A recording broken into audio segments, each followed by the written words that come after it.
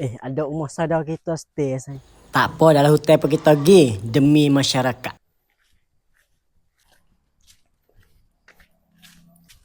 Assalamualaikum. Waalaikumsalam. Piyo pula mari di rumah ni. Waalaikumsalam. Oh, ada nama mari ni. Dok saja mai zerah yo. Gano umur nampak semuk ni. Oh, tu.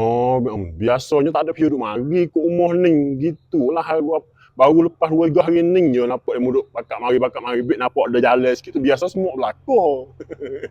Oh gitu. Tak apalah, jangan lupa lah kata tak apa hari lagi ni kira kita nak ada apa milih. Jangan lupalah kita ni nombor milih nombor milih. Jangan lupalah kita ni. Kita mari nak apa ni?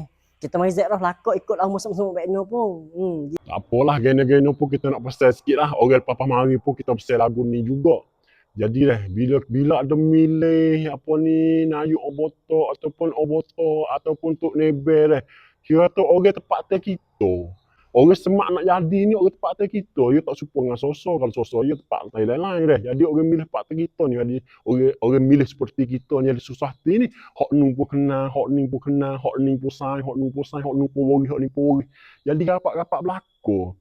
Lalu itulah kita nak window pehel sikit lah. Kita pehel yo.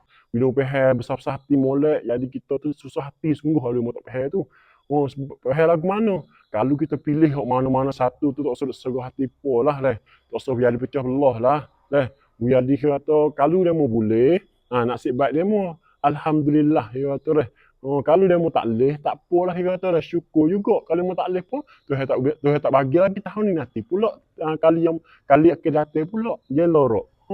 Jadi dia kata dah, kita susah di situ lah. Kita takut dia mau salah pahal lagu ni. Bila kita pilih hak ni, takutnya demo wasa kita tak ada kena demo. Takut situ. Sedekah bukan. Sedekah ni kita ni kata dah. Kena berlaku, baik berlaku, bakal piyah berlaku, maya berlaku. Hak turun tu, dia kata dah. Bakal juh berlaku, dia kata. Tapi, dia hak mana tak boleh tu dah. Dia kata, tak apa suruh Tuhan. Dia boleh pun, suruh Tuhan Alhamdulillah.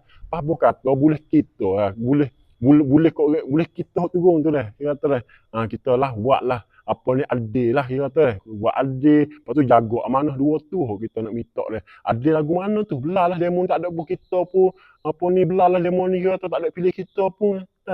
Tapi dia kata dia tak ada rakyat kita. Pas dia tak pilih kita dengan sebab dia boleh pilih satu orang saja. Lepas tu dia tak pilih kita dengan sebab apa ni dia pun dia kata buat putus sedah lah. Dia kata bukan kata dia nak balah kutuk ni, bukan kata dia nak duk belah let tulis ni dah. Jadi kita nak faham lah.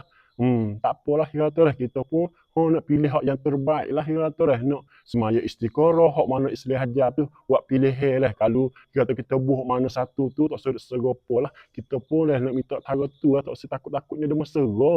Takut-takutnya dia tak faham. Takut situ ya. Sedangkan kita nak sayang belakang. Nak main belakang, kena belakang, baik belakang dia kata dah.